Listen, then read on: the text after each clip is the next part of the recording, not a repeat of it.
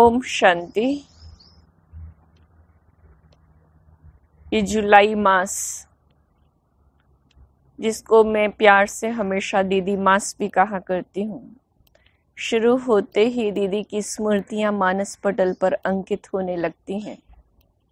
एक एक बात बार बार दीदी का एहसास कराती जाती है। मुझे याद है, दीदी जब यज्ञ में आए थे, दीदी तो धनाढ्य परिवार से, संपन्न परिवार से थीं, और दीदी का लौकिक नाम भी गोपी रहा। जैसा नाम था वैसा ही उनका हाव भाव था, जैसा नाम था वैसी ही उनमें वो गोपिकाओं वाली एक अद्भुत अदा थी। और साथ ही साथ जब दीदी यज्ञ में आए तो दीदी अपनी लौकिक बहन शील दादी और क्वीन मदर, जो उनकी मदर लौकिक में थी, उनके साथ दीदी ने यज्ञ में प्रवेश किया। क्वीन मदर को सब क्वीन मदर कहते थे। दीदी की जो लालना पालना भी हुई, हम समझ सकते हैं जब उनकी मदर को क्वीन मदर टाइटल दिया गया, ये टाइटल था उनका, सब उनको प्यार से क्वीन मदर कहते थे। उनमें खुद में इतनी रॉयल्टी थी और वो स्वाभाविक दीदी में रॉयल्टी के संस्कार झलकते थे। दीदी की चाल, दीदी का उठना, दीदी का बैठना, दीदी की साफ स्वच्छता, दीदी में बहुत रॉयल्टी थी।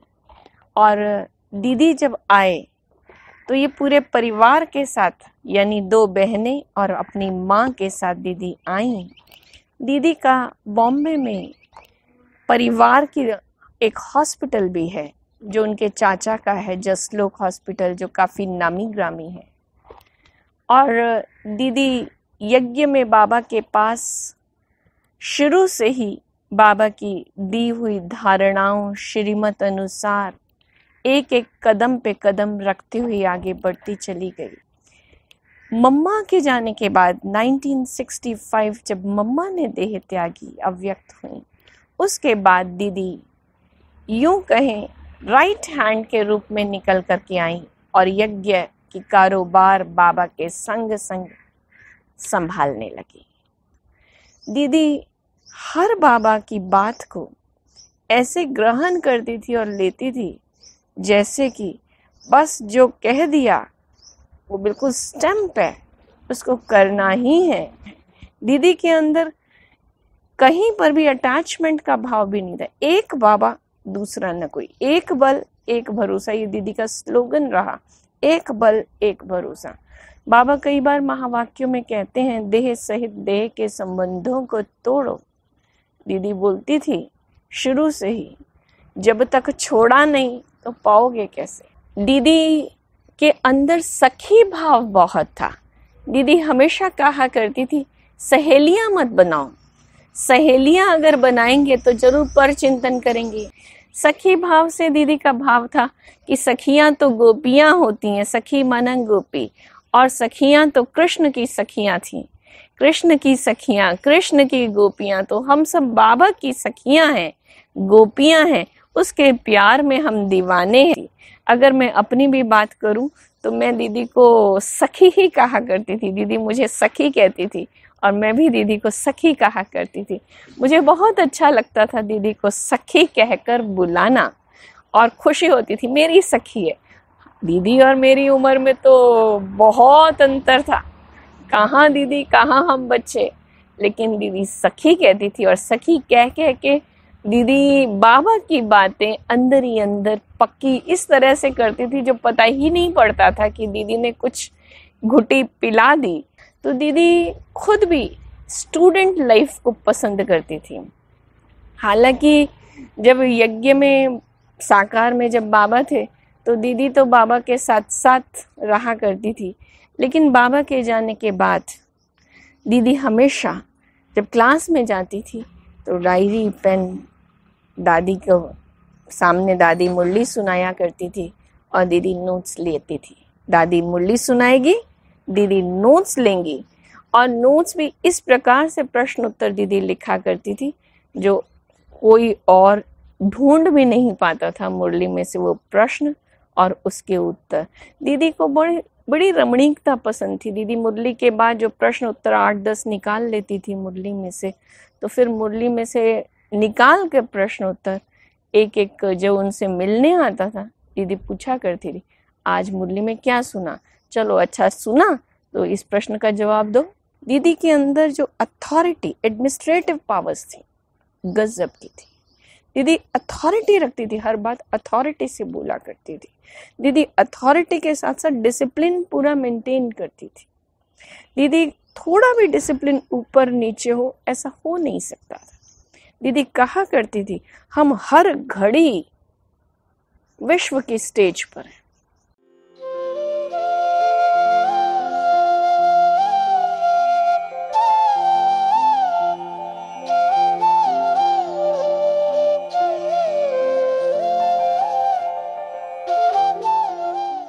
दीदी और दादी, ये जोड़ी ऐसी थी, बेमिसाल जोड़ी, जिसके लिए कहा जा सकता है कि वो दो बदन एक जान थी। दोनों की सोच, दोनों एक ही बात पर आकर ठहर जाते थे। दोनों के बोल, दोनों का करने का तरीका अलग अलग होते हुए भी एक था।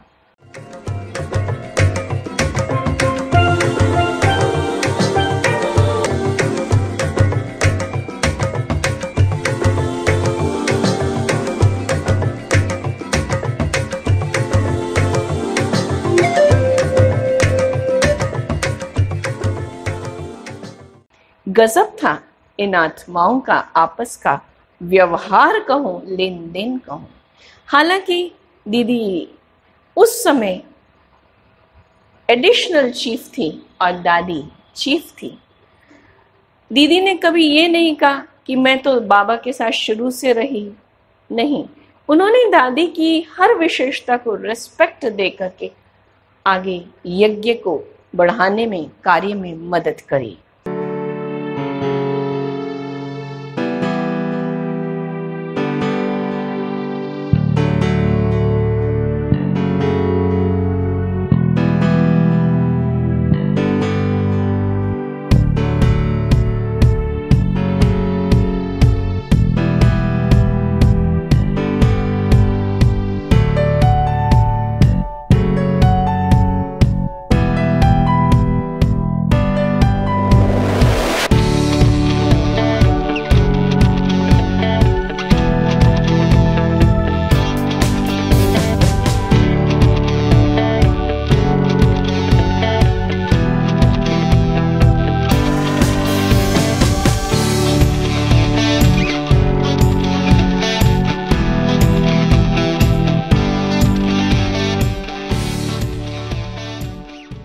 दीदी की पालना क्षणिक भी मिली, निश्चित था कि वो बाबा का बन जाता था।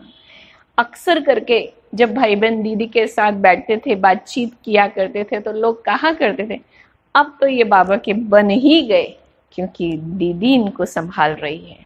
दीदी के अंदर ये जादू था, बाबा का बना देती थी, बाबा की तरफ आकर्षित कर देती थी। जब भी कोई ऐसी समस्या, कोई ऐसी बात यज्ञ में आती थी, दीदी उन्हों को मीठी मीठी बाबा की बात सुनाकर ऐसा वहां से हल्का समस्या से कर देती थी जैसे कोई बात हुई नहीं। दीदी न्यारा कर देती थी। दीदी के अंदर खुद भी न्यारा और प्यारा, ये खुद भी विशेषता थी। तो दीदी उनको बोलती थी छोटी छोटी बातों में, मुट्ठी किसमें फंसती हो, मुट्ठी कहाँ बुद्धि जाती है, ये तो मूंगफलियां हैं, बंदर मूंगफलियां हैं, चबेना चबाता ना, ये तो दुनिया की मूंगफलियां, कहाँ बुद्धि फंसाती हो। दीदी ऐसी ऐसी बातें सुनाकर उन समस्याओं से दूर ले जाती थी।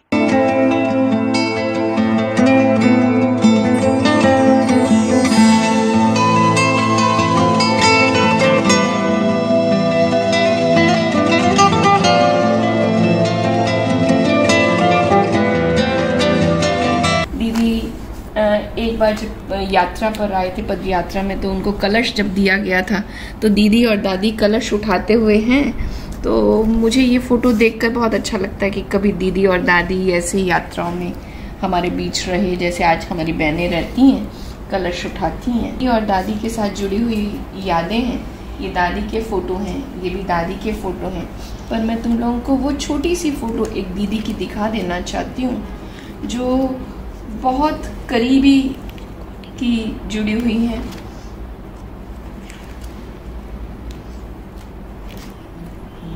देखो ये दीदी के साथ ना अपना जो म्यूज़ियम है किशनपुर बाज़ार वाला, उसके साथ आप लोग अभी भी खेलते हो ना, हाँ। कीकली डालते हो।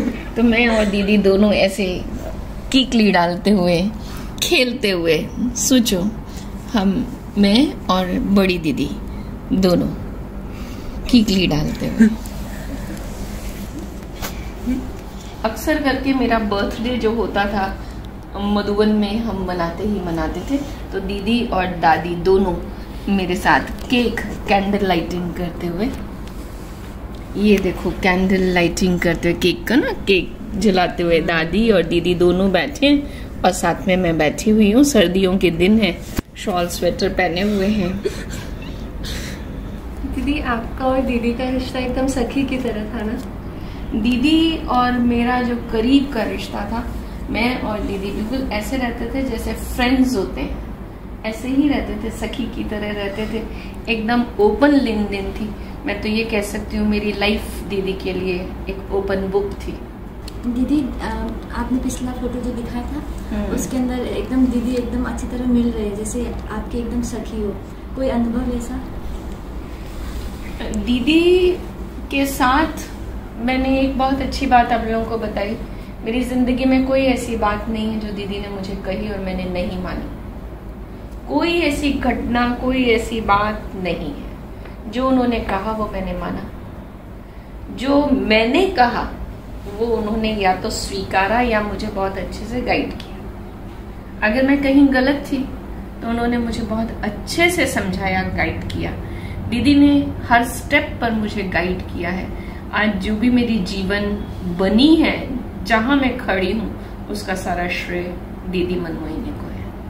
ये मुझे बड़ी दीदी ने दिया हुआ पर्स। बड़ी दीदी के हाथों से मेरे पास आज भी 2-3 पर्स हैं, पर आज मेरे हाथ में एक पर्स है जो मेरे को बड़ी दीदी देती थी। और वो किस लिए दिया, क्या आपको भी सोच सकते हो ये पर्स मुझे किस लिए मिला है? क्योंकि मैंने यूं कहें यज्ञ में भंडारी शुरू की थी।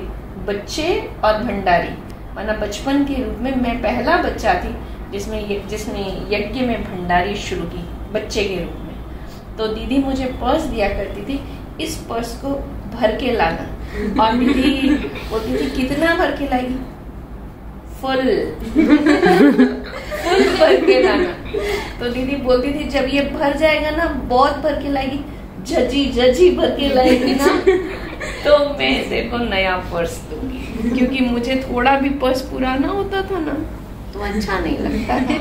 तो देखो मैंने इतने सालों से ये पर्स संभाला हुआ है। और दीदी के हाथ का रुमाल, ये दीदी का रुमाल है, दीदी का नया रुमाल, जो मुझे दीदी की चीज़ों में बहुत सी चीज़ें मिली। बेडशीट मिली, नैपकिन्स मिले, उसमें एक रुमाल मैं छोटा सा आप लोगों को दिखाती हूँ। ये छोटा सा रुमाल कितना सुंदर है। देखो हर महीने 1.5 महीने में मैं मधुबन जाया करती थी और 1.5 महीना मैं दीदी के साथ रहा करती थी। 1.5 मास रहना, सुबह शाम दीदी के साथ रहना, दीदी के साथ वॉकिंग पे जाना, ये मेरा नियम क्रम था। सवेरे अमृत वेले के बाद नहा धो के तैयार होके गुड मॉर्निंग सबसे पहले दीदी से करनी है। सबसे पहले मैं भागती हुई जाती थी दीदी के पास, दीदी से गुड मॉर्निंग करनी है। तो दीदी तैयार हो रही होती थी, मैं जाके खड़ी होती थी, तो दीदी कई बार कहती थी आ गई। दीदी इतना प्यार से बोलती थी मुट्ठी आ गई। तो मुझे बहुत अच्छा लगता था।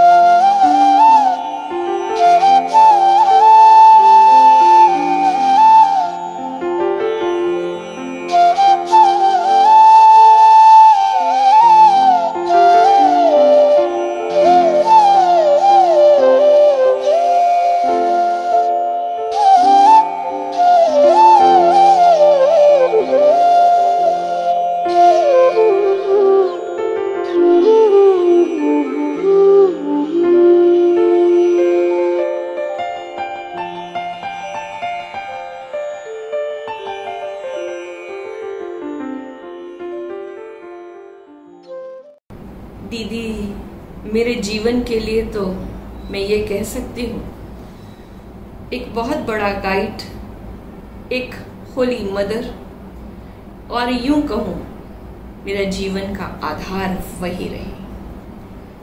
शुरू से लेकर जैसा उन्होंने कहा, जैसा उन्होंने गाइड किया, जो उन्होंने सिखाया, जो समझाया, वो मेरे लिए सब कुछ था। जो कहा उसका मायने था, जैसा कहा उसकी उतनी ही इम्पोर्टेंस थी मेरे जीवन में। बचपन में ही बाबा के बाद दीदी को ही मैं सब कुछ मानती थी, देखती थी। आज हमें सौगात, हम जाते हैं तो मधुबन में निश्चित तौर पर मिलती है सौगात, और जब भी जाते हैं बाबा के घर से सौगात अवश्य मिलती है। ये सौगात की लेन देन ये दीदी का, यूं कहें दीदी ही दिया करती थी। अपने हाथों से दीदी सबको सौगात दिया करती थी।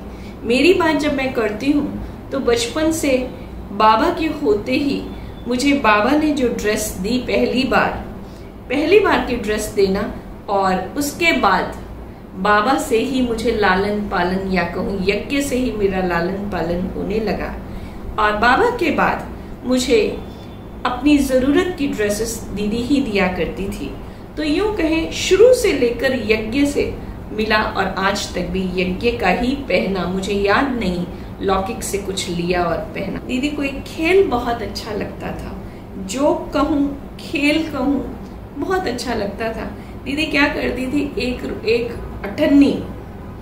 अठन्नी की जो कॉइन होती है वो लेती थी और भाई बहनों को बुलाती थी, आओ इधर आओ, देखें कितना बाबा को याद करते हो। बाबा याद है? तो हाँ बाबा याद है। तो दीदी उनके मस्तक पर वो अठन्नी जोर से चिपकाती थी। अगर तुमको बाबा याद है तो ये तुम्हें चिपक जाएगा, गिरेगा ही नहीं। अगर तुमको सचमुच बाबा याद है, बिल्कुल ये चिपक जाएगा माथे से तिलक की तरह। और अगर बाबा याद नहीं है तो ये गिर जाएगा। तो दीदी माथे पे चिपकाती थी, और बहुत जोर से दीदी किसी को भी कहती थी अब ये माथे में जोर से यूं दबाओ। वो दबाते थे, और दबा के बड़ी ट्रिक से वो उतार भी लिया करते थे, ऐसे दबा के और यूं निकाल देते थे। तो पता, क्योंकि जोर से चिपकाया है तो पता नहीं पड़ता था कि वो निकल भी गया। फिर उनको बोलती थी आंखें बंद, शुरू से ही आंखें बंद है, तो फिर बोलती थी माथा जोर से यूं यूं हिलाओ, और वो माथा हिलाते थे। तो माथा हिलाते थे तो गिरा नहीं, तो सोचते थे हम पास हो गए। बोला अच्छा देखो तुम्हारे माथे का तिलक है, हाथ लगाओ। तो है ही नहीं, तो गया कहाँ, ढूंढो कहाँ गया, माथे पे तो है नहीं, और चिपका हुआ भी नहीं है, गिरा भी नहीं है, तो गया कहाँ, इसका मतलब तुम अदर झूल में ही रहते हो। तो दीदी बहुत हंसा करती थी ऐसी खेल करा करके। और फिर दीदी ने मुझे, जैसे थोड़ी बड़ी हुई मैं, तो दीदी मुझे कहा करती थी ब्रह्मा कुमारी किसको कहते हैं, तो ब्रह्मा कुमारी बनूंगी।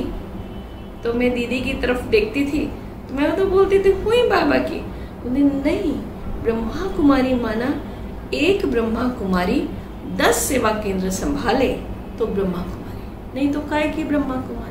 तुम्हें ऐसा योग्य हैंड बनना है। तो दीदी जब भाई बहनों से या टीचर्स बहनों से मिला करती थी, कई बार दीदी इशारे से मेरे को पास में बिठा लिया करती थी। और दीदी क्योंकि निर्णय शक्ति में बहुत अच्छी थी, कंट्रोलर बहुत अच्छी थी, दीदी पारखी बहुत अच्छी थी। दीदी परख लेती थी भाई बहन जो बात करते थे, ये कितना सच बोलता है, कितना झूठ बोलता है, दीदी परखती थी। और दीदी जब परखती थी तो दीदी फिर अपना डिसीजन, निर्णय देती थी। निर्णय के बाद दीदी मुझे बाद में बोला करती थी कि देखा तुमने, ये आया, ये बात थी, फिर अपन ने इसको ये बोला, कैसे निर्णय लेने सिखाया करती थी। अब जबकि हम तो बहुत छोटे थे, कभी कभी मन में आता था दीदी इतनी बड़ी बातें मुझे दीदी बिठाते हैं, तो कभी संकोच भी होता था। लेकिन नहीं, दीदी हमेशा अपने साथ बिठाया करती थी। और जब मैं इधर उधर हो जाती थी, नहीं बैठती थी, तो वो दीदी मुझे कई बार बोलती थी मुट्ठी में दे, अभिमान बहुत है। तो इस तरीके से दीदी अपने करीब भी लाती थी, सिखाती भी थी, समझाती थी। मैं सेंटर पर मैं समझती हूँ कि दीदी ने कहा, और मैं कॉलेज लाइफ की शुरुआत में ही सेवा स्थान पर आ गई, और फिर वहीं रह के मैंने पढ़ाई पूरी की। पर मैं सेवा स्थान पे 82 में मैंने प्रवेश किया। 83 में जब दीदी ने देह त्यागी और मैं सेवा स्थान पर थी, वो दिन था जो मेरे मन में एक थॉट पक्का हो गया। मैंने दीदी के आगे ही, क्योंकि दीदी ने शरीर छोड़ा तो मैं मधुबन में ही आई थी, दीदी के पास आई, तो मैंने वहीं उस समय एक संकल्प अपने अंदर में लिया, दीदी आप जहाँ रख के गई हो, जहाँ छोड़ के गई हो, मैं वहीं रहूँगी। कोई संकल्प नहीं, कोई विकल्प नहीं, इसी जीवन में मैं रहूँगी, कुछ और नहीं सोचूंगी, क्योंकि आपने मुझे रखा है, अब यही सब कुछ मेरे लिए है। उस दिन का दिन था जो मैंने अपने अंदर एक संकल्पबद्ध अपने आप को किया कि नहीं, अब ये जीवन बाबा की है। हालांकि तब तक मुझे रहते हुए साल हुआ था, लेकिन मन में ये था पढ़ रहे हैं। लेकिन वो दिन था जो मैंने अपने अंदर में पक्का किया। दीदी ने बहुत कुछ सिखाया।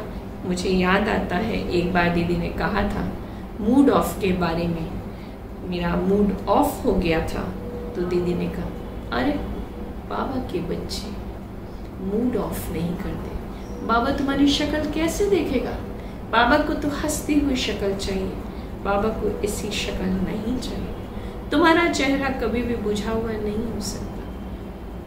वही दिन पक्का किया, मूड ऑफ नहीं करना है। इस तरह से दीदी ने शिक्षाएं दी।